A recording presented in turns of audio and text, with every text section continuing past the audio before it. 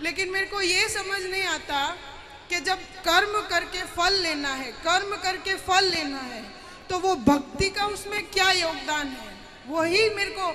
और जब भगवान कहते हैं कि मेरी आप भक्ति करोगे तो मैं हर चीज से आपको मुक्त कर दूंगा, आपके लिए जीवन आसान कर दूंगा, तो फिर कर्म का दोष कैसे लगेगा, मुझे वो समझ नहीं आता। वाह, सुंदर प्रश्न है, इसलिए ताली बजाओ। सब बैठो आप लोग, अच्छे प्रश्न पूछने चाहिए ऐसे जैसे इन्होंने पूछा। सब बैठो, पहले अगल बगल की बहन है सब बिठाओ। सुनो, इन्होंने पूछा है कि जब कर्म का ही फल भोगना है तो फिर भक्ति करने की क्या जरूरत है। सिंपल ये है, क्यों? सही है। अर्जुन भक्त थे कि नहीं? माइक ले लो, आगे पीछे की मैया बैठ जाओ। अर्जुन भक्त थे कि नहीं? जी थे ना। लेकिन अर्जुन को भी 12 वर्ष का वनवास जाना पड़ा। 12 साल तक जंगल में रहना कोई सरल काम तो नहीं है। 1 साल अज्ञातवास, जंगल में रहना, किसी के दास दासी बन के रहना सरल काम तो नहीं है। जबकि अर्जुन जैसा भक्त कौन होगा? फिर भी उन्हें कष्ट उठाना पड़ा। भगवान राम तो स्वयं भगवान थे, 14 साल का कष्ट। माता सीता तो साक्षात लक्ष्मी थी, फिर भी दर दर की ठोकर जंगल में लकड़ियां काट काट के बच्चों का लव कुश का लालन पालन किया।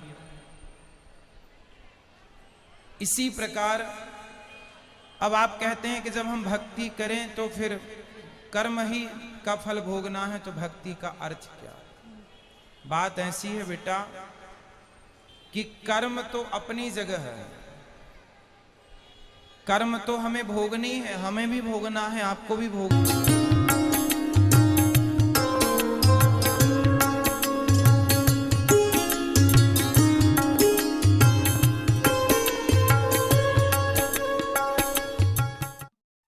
अपनात्माओं, किसी भी संत ऋषि की आप थ्योरी देखो, अपना अनुभव देखो, वो क्या कहते हैं कि जैसा भी किसी के प्रारब्ध में, संस्कार में लिखा हुआ है वो तो उसे भोगना ही पड़ेगा। एक दुखी प्राणी संकट निवारण के लिए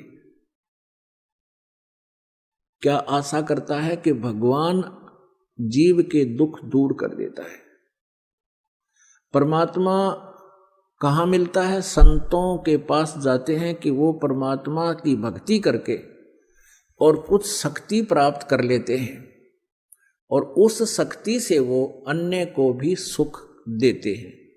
इसलिए वो कहाँ कहाँ जाते हैं?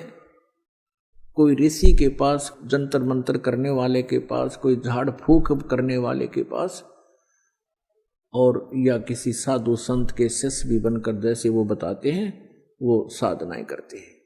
और जब उनके संकट दूर नहीं होते हैं तो वो उस स्थान को छोड़ देते हैं, दूसरी जगह जाते हैं। जैसे कोई मंदिर में जाता है, या कोई गुफाओं में जाते हैं, या कोई पहाड़ों पर जाते हैं, या कि तुलसी जाटी के धागे बांधते फिरते हैं, कोई कहीं किसी तीर्थ स्थानों पर जाते, वहां से कोई लाभ नहीं होता, तो फिर भी ये आत्मा हार नहीं मानती, क्योंकि इसको मालूम है कि एक परम शक्ति है परमात्मा जो सब दुख दूर कर सकता है। उसके लिए फिर कोई बताता है कि हमारे गुरुजी के पास चलिए, आपका सब कष्ट दूर हो जाएगा, वहां भी चले जाते।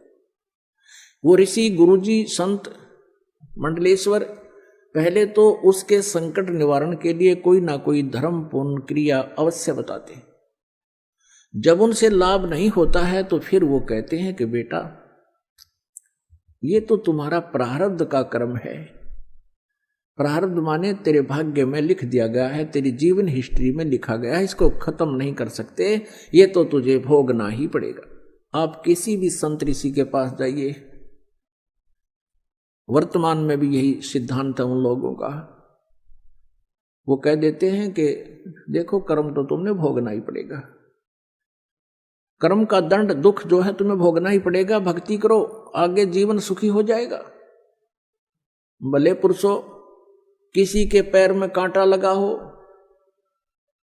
और वो किसी से कहे कि देखो मेरे पैर में पीड़ा हो रही है, कांटा लग के गहरा चला गया, टूट गया, अंदर घुस गया, दिखाई नहीं दे रहा बाहर से, तो जानकार व्यक्ति देखकर बता देता है कि तेरे पैर में कांटा लगा है,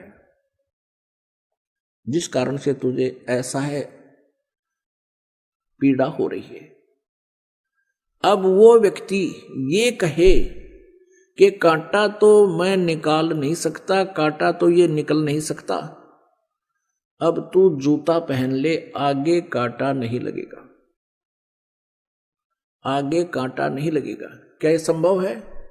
कांटा लगे पैर में जूता कभी नहीं पहना जा सकता। कांटा निकले, पीड़ा नष्ट हो, फिर जूता पहनेगा वो व्यक्ति, इस डर से पहनेगा कि कहीं फिर जूता निकाल दिया और जूता ना पहना तो फिर से वो पीड़ा ना हो जाए, कांटा ना लग जाए। तो जिनके ऊपर आपत्तियां संकट आए हैं, प्रारब्ध के हों चाहे 3 ताप के हों, उनको न तो ये देवता ठीक कर सकते हैं, न श्री ब्रह्मा, श्री विष्णु, श्री शिव जी उन 3 ताप और श्राप आदि और प्रारब्ध के कर्म को ये नाश नहीं कर सकते। न ब्रह्म कर सकता, ये सरपुरुष नहीं कर सकता, न ये परब्रह्म कर सकता है, जिसको अक्षर पुरुष कहा गीता जी अध्याय नंबर 15 के श्लोक नंबर 16 और 17 में 3 प्रभु बताए। सरपुरुष और अक्षर पुरुष भी नहीं कर सकता, केवल परम अक्षर ब्रह्म, परम अक्षर पुरुष कबीर देव आपके उस प्रारब्ध के कर्म को भी नाश कर सकता है, पाप का नाश कर सकता है।